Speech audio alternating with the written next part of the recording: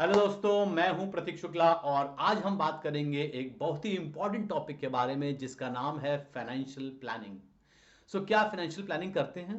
नहीं करते हैं शायद।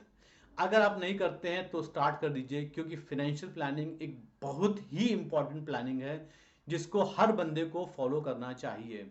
अगर वो नहीं फॉलो करता है, बिलीव मानिए कि आगे के टाइम उसके लिए बहुत ही मुश्किल होने वाले हैं। राइट। फाइनेंशियल प्लानिंग करिए, मैं आपको बोलता हूँ, क्योंकि मैं खुद भी फॉलो करता हूँ और मैं बहुत लोगों को गाइड भी करता हूँ इसके बारे में, इसलिए मैं आपको भी बता रहा हूँ कि इसको करिए। और जैसा मैंने हेडलाइन मेंशन किया है कि if you are doing a financial planning the way which I am telling you, at the age of 45 you will be completely free from your financial burdens if you have any, right? You can take off your responsibility of your job at the age of 45. You can take a retirement, whatever you want, and at the age of 45 you will be completely free, right? और believe मानिए, मैं आपको ऐसे नहीं बोल रहा हूँ, with an experience and with my knowledge I am telling you about this. और I want to give a small introduction about myself, क्योंकि आपको लगेगा शायद कोई भी बोल रहा है, ऐसा नहीं है। I am an MBA from United Business Institute Belgium. I am at the age of 42, so I am an experienced guy, and I am working as a vice president in a very, very big organization of the world. But I don't want to name of the company because it is against my policy, right? I have worked in companies. I can tell you the company which I have already worked with. I have worked with HSBC, Hong Kong Shanghai Bank, Citibank, Globop, State Street. So these are very, very big companies which I have already worked with. और मैं वहां पर हमारा जो मेरी job responsibilities है, which is I am working into hedge funds. जैसे कि इंडिया में म्यूचुअल फंड्स होता है, वैसे ही बाहर में हेज फंड्स होते हैं। वहां पर जो भी बिलीनियर्स होते हैं वो हेज फंड्स में इन्वेस्ट करते हैं। और वो डिफरेंट, जैसे कि डेरिवेटिव मार्केट्स होते हैं। देखिए, डेरिवेटिव मार्केट में डिफरेंट डिफरेंट प्रोडक्ट्स होते हैं, जैसे आपके स्वैप्स हो गए, CDS हो गए, आपके कॉल्स हो गए, ऑप्शंस हो गए, फिक्स इनकम सिक्योरिटीज हो गई, बॉन्ड्स हो गए, ट्रेजरी बॉन्ड्स हो गए, जीरो जीरो कूपन बॉन्ड्स हो गए। ऐसे करके काफी सारे प्रोडक्ट्स होते हैं जिन पर हम काम करते हैं। और हम उनका फिर ट्रायल बैलेंस बनाते हैं, फिर उनकी बैलेंस शीट बनाते हैं, उनका PNL पहले बनाएंगे, फिर बैलेंस शीट बनेगा, और उसके बाद जाके उनका बनता है NAV, which is net asset value. Net asset value is the price of the whichever security you are buying, right? अभी आप जाके कहीं मनी कंट्रोल में या किसी में भी आप जाके देखेंगे तो आपको प्राइस मिलती है, which is nothing but the net asset value, जहां जिसमें आप इन्वेस्ट करते हैं और आपको एक यूनिट्स मिलते हैं, आपको आपको क्वांटिटी मिलती है जिस पर आप इन्वेस्ट करते हैं। हो सकता है ₹32 उसका हो, या $32 अगर आप बाहर इन्वेस्ट करें, $32 का प्राइस हो तो उसमें आप इन्वेस्ट कर रहे हैं, तो आप एक नैव पर इन्वेस्ट करते हैं। So this is a small introduction about my self. Okay, so topic में दोबारा वापस मैं मुड़ता हूं और टॉपिक के बारे में बात करें जिसके बारे में हम लोग बात कर रहे थे। तो अगर गाइज, मुझ पर बिलीव करिए, अगर आप, मैं जो बोल रहा हूं इसको आप प्रॉपरली फॉलो करते हैं, आप बिल्कुल फाइनेंशियल फ्री हो जाएंगे at the age of 45। Okay, so चलिए स्टार्ट करते हैं और कुछ बेसिक इंफॉर्मेशन मैं आपको देता हूं, और इस वीडियो को प्लीज पूरा एंड तक देखिए, क्योंकि अधूरा ज्ञान बहुत ही खतरनाक होता है। अगर आपने पूरा ज्ञान नहीं लिया तो आप कहीं भी बीच में प्रॉब्लम में आ सकते हैं। तो मैं बोलूंगा आपको पूरा समझिए, और it is going to help you. If you trust me, I will not let you go down guys, believe me. Okay, चलिए स्टार्ट करते हैं और समझते हैं। सो गाइज, इसमें दो चीज इंपॉर्टेंट है जो आपको फॉलो करनी है, right? Which you have to follow diligently, एकदम आंख बंद करके आप उनको फॉलो करिए। और विश्वास मानिए, जो मैं बता रहा हूं आप इस प्रोसेस को फॉलो करिए, और आप मेरे पास आफ्टर द एज ऑफ 45 आप मेरे को कॉल करिए, पिंग करिए। अगर नहीं होता तो बोलिए कि प्रतीक, तुमने जो बताया दैट इज इनकरेक्ट। मैं आपको पूरा विश्वास के साथ कहता हूं कि ये चीज वर्क करती है और बहुत अच्छी तरह वर्क करती है। ठीक है, तो पहली चीज जो आपको फॉलो करनी है वो है डिसिप्लिन, कंसिस्टेंसी। राइट, ये बहुत इंपॉर्टेंट होता है हर बंदे की लाइफ में कि वो डिसिप्लिन के साथ कोई भी चीज को फॉलो करे। ठीक है, और सेकंड चीज है, don't create big liabilities. Right, कोई भी बड़ी लाइबिलिटी मत लीजिए, घर गाड़ी ये सब लाइबिलिटी मत लीजिए एट दी यंग एज, क्योंकि अगर आप यंग एज में लाइबिलिटी ले लेते हैं तब फिर आप वो बर्डन में दब जाते हैं। तो ये दो चीज आपको फॉलो करनी है। ठीक है, चलिए अब मैं स्टार्ट करता हूं एग्जाम्पल से और आपको समझाने की कोशिश करता हूं। Right, so at the age of 22, if you see that most of the people जो रहते हैं वो अपनी पढ़ाई जो भी होती है वो कंप्लीट कर लेते हैं और वो जॉब में लग जाते हैं। I am not talking about doctors और CAs, राइट, बिकॉज उनकी थोड़ी पढ़ाई ज़्यादा लंबी चलती है और उनकी अर्निंग्स भी काफ़ी बड़ी होती है। ये मैं एक एवरेज इंडियंस की बात कर रहा हूँ जिनकी सैलरी अराउंड 30,000 से स्टार्ट होती है, 40,000 50,000 at the beginning of the year. If you see, उनकी सैलरी 40 50 या 1 लाख भी हो सकती है। आजकल सैलरी काफ़ी बढ़ रही है, तो 1 लाख भी हो सकती है। लेकिन मैं आपको एकदम मिनिमम में लेके जाता हूँ 35,000 अगर आपकी सैलरी है, ठीक है, तब भी आप स्टार्ट कर सकते हैं। इवन कम है तो आप अपनी सेविंग्स को बढ़ा सकते हैं और अपने जो भी खर्चे को कम करके अपनी सेविंग्स को आप बढ़ा सकते हैं। तो इसमें आपको करना क्या है, सपोज आप एट द एज ऑफ 22 आपने पढ़ाई कंप्लीट की, 23 में आपकी जॉब लग गई, ठीक है, आपकी सैलरी मैं मिनिमम पकड़ चलता हूं 35,000 आपकी सैलरी है, ठीक है। सो एट द यंग एज में क्या होता है कि लोगों के पास उतनी बर्डन, फाइनेंशियल बर्डन रहता नहीं है, राइट। आपके माता पिता जो रहते हैं वो ऑलरेडी आपका खर्चा उठाते रहते हैं, घर का खर्चा उठाते रहते हैं, तो आपके पास कोई बर्डन नहीं है। तो एट द एज ऑफ 23 वो बंदे की सैलरी 35,000 है, ठीक है। अभी 35,000 में आपको क्या करना है, आपको अपनी जो सेविंग्स है वो रखनी है, 20,000 आपको सेव करना है, 15,000 आप स्पेंड करिए। क्योंकि देखिए उस टाइम में क्या होता है कि आपके माता पिता आपका सारा खर्चा उठाते रहते हैं और आपकी सेविंग्स काफ़ी अच्छी हो सकती है उस टाइम में, राइट। तो आपको क्या करना है, कोई भी एक अच्छी एसआईपी, मैं आपको एट द एंड में एसआईपी की डिटेल भी दूंगा, अगर आप चाहें तो उस पर इन्वेस्ट करें। और कोई भी ये आपका स्पॉन्सरशिप नहीं है, मैं आपको एक अच्छी एसआईपी जो मेरी नॉलेज में मैं दे रहा हूं, आप इसको चेक करें, अगर आपको अच्छी लगती है तो आप उसमें इन्वेस्ट कर सकते हैं, नहीं तो आप जैसा आपको अच्छा लगे आप ऐसा कर सकते हैं। तो आप कोई भी अच्छी एसआईपी में इन्वेस्ट करिए, और एसआईपी के जो रिटर्न्स होते हैं वो काफ़ी अच्छे होते हैं अगर आप लॉन्ग टर्म के लिए कर रहे हैं, ठीक है। तो आपने 23 एज में आपने 20,000 सेविंग्स करना स्टार्ट करी और हर महीने आप 20,000 उसमें इन्वेस्ट कर रहे हैं, ठीक है। 23 में आपने इन्वेस्ट किया, 24 में इन्वेस्ट किया, 25th ईयर में इन्वेस्ट किया, 26 में इन्वेस्ट किया, ऐसे करके आप 28 29 30 साल तक आप उस 20,000 का आप इन्वेस्ट करते चले जा रहे हैं, ठीक है। जनरली क्या होता है, लोग 28 29 30 में ही शादी करते हैं। सो आपने 30 में सपोज आपने शादी करी, राइट। तो उस केस में क्या होता है कि जब आपने शादी करी उस टाइम में आपकी सैलरी ऑलमोस्ट अराउंड, मैं बोलूंगा अगर 1 लाख या 1.25 लाख या 1.5 लाख के आसपास पहुंच जाती होगी, राइट। मैं 1 लाख पकड़ चलता हूं, आपकी सैलरी 1 लाख पहुंच गई, तब भी मैं आपको ये नहीं बोल रहा हूं कि आपको अपनी जो सेविंग्स है वो इंक्रीज करनी है। आप चाहें तो आप इंक्रीज करिए, आप ना चाहें तो ना इंक्रीज करिए, कोई फर्क नहीं पड़ता। आप आराम से उस पैसे को उड़ाइए, खर्चा कीजिए, इंजॉय करिए। वो पैसों को आपका जो जो भी 80,000 आपका जो भी है वो आप खर्चे के लिए यूज करिए, लेकिन 20,000 जो मैं आपको बोल रहा हूं वो सिर्फ आप सेविंग्स में रखिए। सेविंग्स इन द सेंस वो अपनी सेविंग्स करिए और वो एसआईपी में 20,000 आप डालते रहिए। खाली आपको इतना करना है, ठीक है। आप 20,000 आप हर महीने आप 23 ईयर से आप स्टार्ट कर रहे हैं और आप कंटिन्यू करते चले जा रहे हैं, और ये आपको करना है 45 ईयर्स तक, ठीक है। अब मैं लाइफ की जर्नी में चलता हूं वापस, कि आपने 30 ईयर्स में आपकी शादी हो गई, आपकी अभी सैलरी 1.25 लाख 1.5 लाख या 1.25 लाख पकड़ चलिए, 1.25 लाख आपकी शेयर, आपकी 1,50,000 1,25,000 आपकी सैलरी है। अब 1,25,000 आपकी सैलरी है और आपने, मैंने कितना बोला आपको जमा करने, सिर्फ 20,000 आपको जमा करना है, ठीक है। अगर आपकी 1,25,000 सैलरी है तो 1,05,000 आपके पास है, आप चाहे तो खर्चा करिए, इंजॉय करिए, जो करना है करिए, ठीक है। अब आपको 31 32 ईयर्स हो गया। अच्छा, एक चीज मैं बताना आपको भूल गया कि सपोज आपकी शादी हुई और अगर आपकी वाइफ भी अर्निंग्स कर रही है, she is also working, in that case आप इसको डबल प्रॉफिट कर सकते हो, राइट। आपको सेविंग्स आपकी बहुत ज्यादा बढ़ जाएगी इस केस में। अगर आप अपनी वाइफ को भी ये गाइड करते हो और वो भी ये फॉलो करती हैं तो आपकी सेविंग्स काफी अच्छी हो जाएगी, राइट। अभी मैं सिंगल आपकी ही बात करता हूं। तो अगर सपोज आप 30 में आपकी शादी हो गई, 31 32 में अब आपको लगेगा कि मैं अपना एक घर खरीद लूं, सो ये गलती मत करिएगा, राइट। इस गलती को बिल्कुल मत करिएगा। घर मत खरीदिए, क्योंकि आपने इनिशियल डेज में अगर आपने फाइनेंशियल बर्डन ले लिया, अगर आप इस डेट ट्रैप में फंस गए तो मेरे को नहीं लगता है कि आप इतनी जल्दी अचीव कर पाओगे। लेकिन अगर सैलरी बहुत ज्यादा है then I understand you can achieve it, but एक मैं एवरेज इंडियन की बात यहाँ लेके चल रहा हूँ, तो उस केस में मैं आपको बोलूंगा कि आप रेंट में रहिए, क्योंकि आप जॉब कर रहे हैं, राइट। कभी आप इधर हैं, कभी आप उधर हैं, कभी आपकी जॉब चेन्नई में लग गई, कभी दिल्ली में लग गई, कभी मुंबई में लग गई, कभी पुणे में लग गई। Even though with in Pune अगर आप कभी किसी एक जगह में रह रहे हैं, वहां कभी दूसरी जगह में आपको जाना है, आपका डिस्टेंस बढ़ गया, तो बहुत सारी प्रॉब्लम्स आ जाती हैं। तो इस केस में मैं जो भी बंदे जॉब करते हैं उनके लिए बेस्ट है वो रेंट में रहें। कोई भी फाइनेंशियल बर्डन मत लीजिए। रेंट कितना पे करना पड़ेगा? 15,000 20,000 2 BHK फ्लैट में, राइट?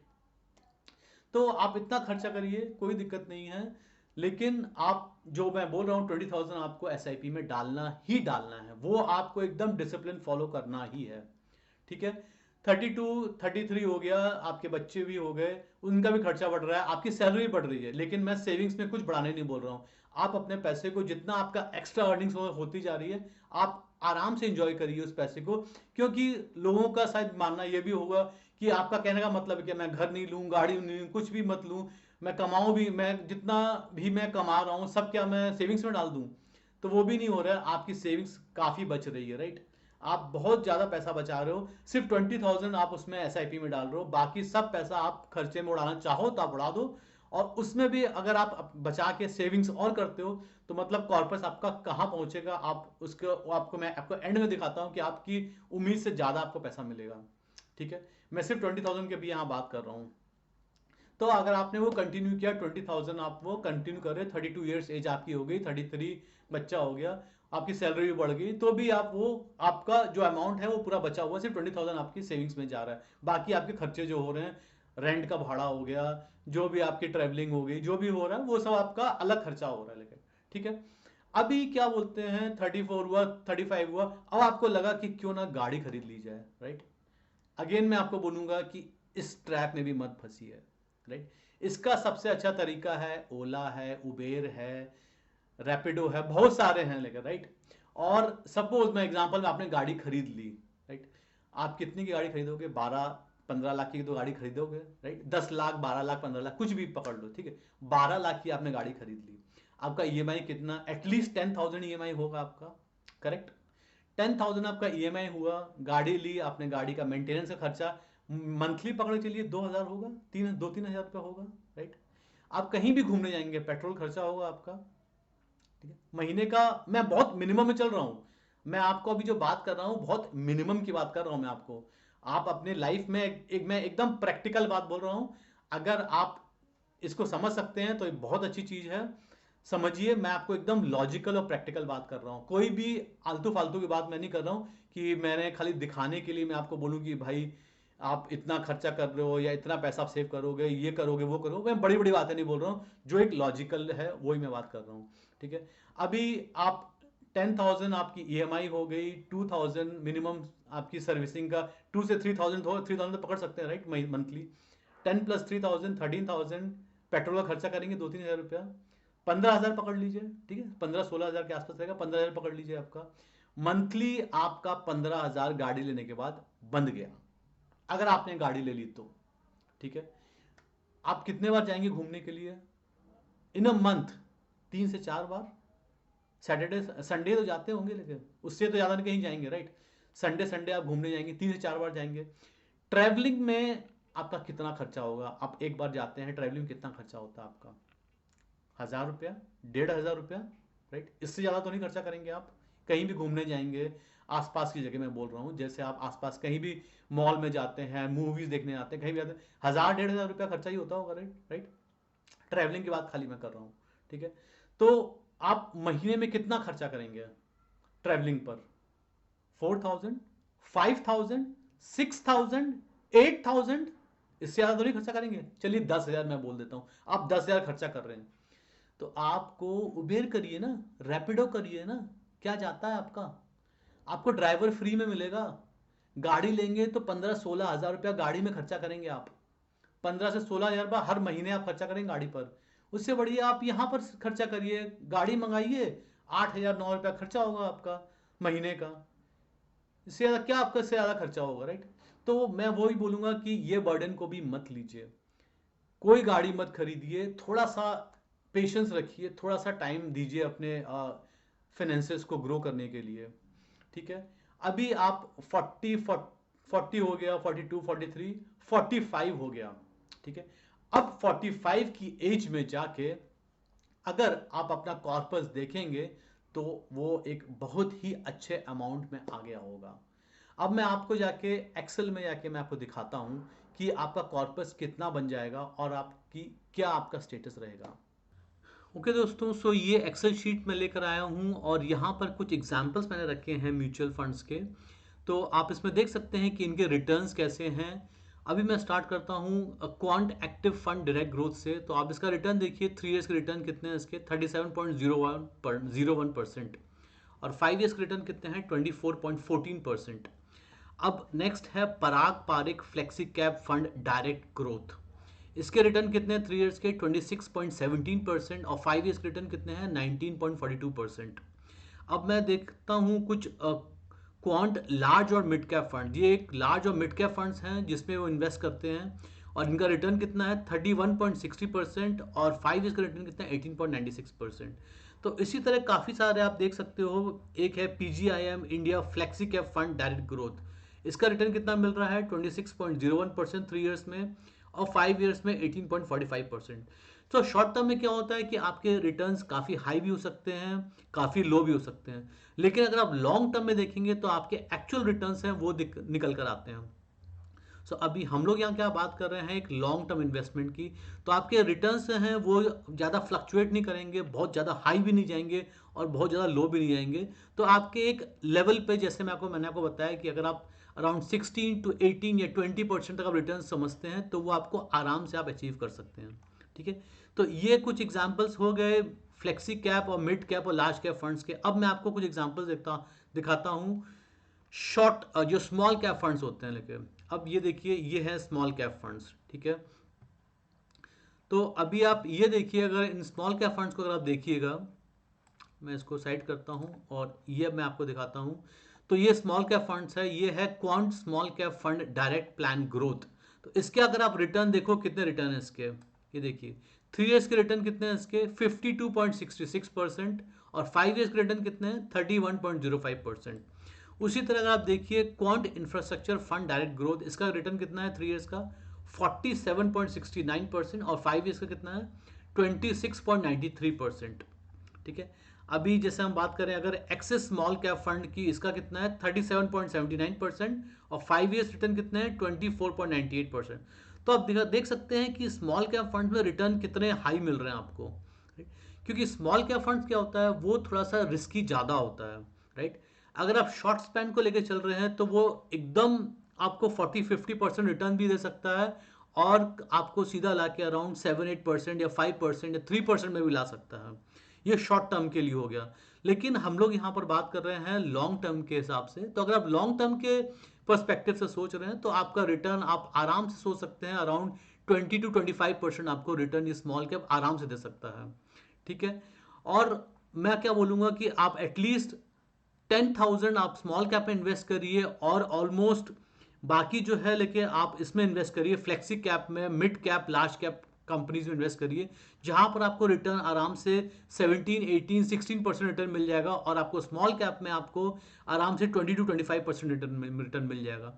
तो मैं अगर ऑन टोटल देख के चलूँ, अगर मैं ये भी समझ के चलता हूँ कि आपको अराउंड ज़्यादा नहीं 18% भी रिटर्न मिलता है आपको, तो भी आपका कॉर्पस बहुत हाई चला जाएगा। अब मैं आपको एग्जांपल दिखाता हूं कि अगर आपका रिटर्न 18% है और आप 20,000 इन्वेस्ट कर रहे हैं तो आपका टोटल रिटर्न कितना होगा। ठीक है, आपको लेके आया हूं इस एक कैलकुलेशन में, जहां पर आपको दिख रहा है कि this is a monthly SIP आप कर रहे हैं, कितना कर रहे हैं 20,000 आप कर रहे हैं, कितने साल के लिए कर रहे हैं, आप कर रहे हैं 23 ईयर्स का। अगर आपका रिटर्न मैं पकड़ के चलता हूँ 18% आपका रिटर्न होता है, तो देखिए आपका कितना वेल्थ हो गया। आपने इन्वेस्टमेंट कितने किए 55,20,000 till the age of 45, 23 years जो वो इन्वेस्ट 23 से आपने स्टार्ट किया और 20 और 45 तक, तो वो हुआ 23 ईयर्स इन टोटल। और आपका रिटर्न जो मैं एक्सपेक्ट कर रहा हूँ वो है 18%।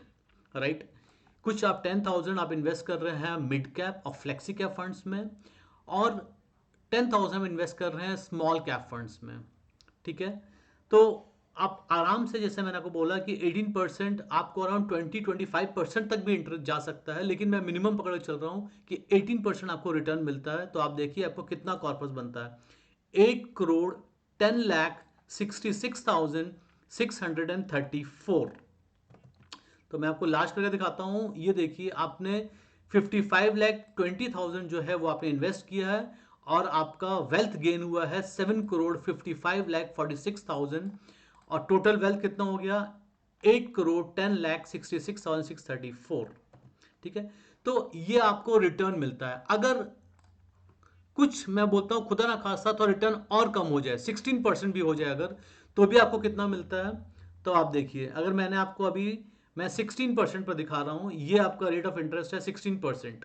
ठीक है, और अब आपको कितना मिल रहा है इसमें, इसमें भी अगर आप करते हो तो आपको मिलता है 5,17,74,764। ये है आपका रिटर्न। और जो आपने अमाउंट इन्वेस्ट किया है वो है 55,20,000 और टोटल वेल्थ कितनी होगी 5,72,94,764। सो ये रिटर्न आपको मिल रहा है once you complete 45 years of your age. ठीक, ओके। सो जैसे मैंने आपको बोला था कि मैं आपको कुछ फंड्स के नाम दूंगा, कुछ म्यूचुअल फंड जहां आप इन्वेस्ट कर सकते हो और मेरे को लगता है कि वो बेटर है, लेकिन आप अपने साइड से भी जाके एक बार अच्छी तरह चेक करिए, इनके एक्सपेंस रेशियो देखिए, इनके फंड मैनेजर कौन है वो देखिए, उनका एक्सपीरियंस देखिए, उनका क्वालिफिकेशन देखिए और फिर जाके आप इन्वेस्ट करिए। राइट, खाली मेरे बोलने पर ही आप मत जाइए और इन्वेस्ट कर दीजिए, आप अपने साइड से भी चेक करिए और फिर जाके इनमें इन्वेस्ट करिए। राइट, तो मेरे साइड से मैं आपको रिकमेंड करूंगा कि आप ये इन्वेस्ट कर सकते हैं, जैसे quant large and mid cap fund direct growth, ये हो गया एक। सेकंड हो गया Parag Parikh flexi cap fund, इसका रिटर्न्स काफी अच्छे मिल रहे हैं। थर्ड हो गया आपका SBI small cap fund. Right, so ये मेरी तरफ से कुछ एग्जांपल्स हैं। Okay, now at the age of 45 आपके पास एक बहुत बढ़िया कॉर्पस बन चुका है। राइट, कितने का, अराउंड 7 to 8 करोड़ का आपका कॉर्पस बन गया है। और अगर आपकी वाइफ भी आपके साथ जॉब कर रही है तो ऑलमोस्ट डबल तो नहीं होगा, क्योंकि वो 30 ईयर्स के बाद अगर सेविंग करती हैं तो आपका around 12 to 13 crore something around. Right, 12 to 13 crore, 12 crore मैं मान के चलता हूं, इतना अगर आपका कॉर्पस बन गया, अब जाके आप घर खरीदिए, अब जाके आप गाड़ी खरीदिए। घर कितना खरीदेंगे, हाँ तब तक थोड़ी महंगाई भी बढ़ गई होगी। राइट, तो मैं बोलूंगा कि आपको जो आज घर 50-60 लाख में मिल रहा होगा वो उस टाइम में 1 करोड़ का मिलेगा। राइट, 1 करोड़ का आप घर खरीद लीजिए, आप कैश में खरीदिए, कैश में, क्योंकि आपका कॉर्पस इतना बढ़ गया है। 1 करोड़ निकालिए, 1 करोड़ का घर खरीद लिए। गाड़ी खरीदनी है, 10 लाख की गाड़ी तो अब उस टाइम मिलेगी भी नहीं, 20 लाख की नहीं, 30 लाख की नहीं, 40 लाख की गाड़ी खरीदिए। ठीक है, आप 1-1.5 करोड़ का घर घर खरीद लिया आपने, 40-50 लाख की गाड़ी खरीद ली, फिर भी 2 करोड़ खर्चा हुआ, फिर भी आपके पास बचेगा कम से कम 7-8-10 करोड़ रुपए। राइट, कम है क्या? 45 साल के बाद अपने खर्चे करिए, खूब जितने खर्चे करने हैं निकालिए, पैसा निकालिए, खर्चा करिए, और उस पैसे को जो भी बचे हुए हैं, आप सपोज आपका अगर 8 करोड़ है तो उसमें से आपका 2 करोड़ यहाँ आपने घर खरीद लिया, आपने गाड़ी खरीद ली, आपका खर्चा हो गया 2 करोड़ रुपया, बचा फिर भी 7-8 करोड़, फिर भी बचा आपका। वो 7-8 करोड़ को जमा रहने दीजिए, जब जितना खर्चा है निकालिए, वो 7-8 करोड़ को बढ़ने दीजिए, और उसको बढ़ने दिए 7-8 करोड़ को, और बढ़ता रहेगा वो आपका। आपको जितना खर्चा चाहिए, आप 10 लाख निकालिए महीने में, इंजॉय करिए, आपका खूब खर्चा करिए, जितना खर्चा करना उतना खर्चा करिए और उसको बढ़ने दीजिए, और ये आपके चलता रहेगा। ये सेविंग्स आपकी वहां पर जो जमा है वो तो बढ़ती रहेगी, साथ में आपका खर्चा भी चलता रहेगा। तो वही मैं आपको बताने की कोशिश कर रहा था कि अगर आप एक डिसिप्लिन वे में फॉलो करते हैं, ये सब तभी होगा जब आप डिसिप्लिन फॉलो करेंगे तब।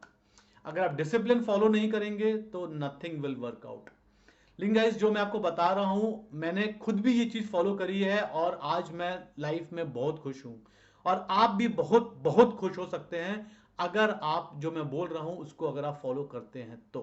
राइट, सो मेरे को लगता है कि मैंने आपको प्रॉपर इंफॉर्मेशन दे दी है। अगर आपको लगता है कि हाँ this is really good and it is helping you, तो मेरे को कमेंट करके बताइए, जिससे मेरे को भी समझ में आए कि हाँ it's really helping our people. Right, और यहीं पर मैं अपना वीडियो एंड करता हूं, और अगर आपको अच्छा लगे तो सब्सक्राइब करिए, लाइक करिए। Thank you very much for your time. Have a good day guys, bye.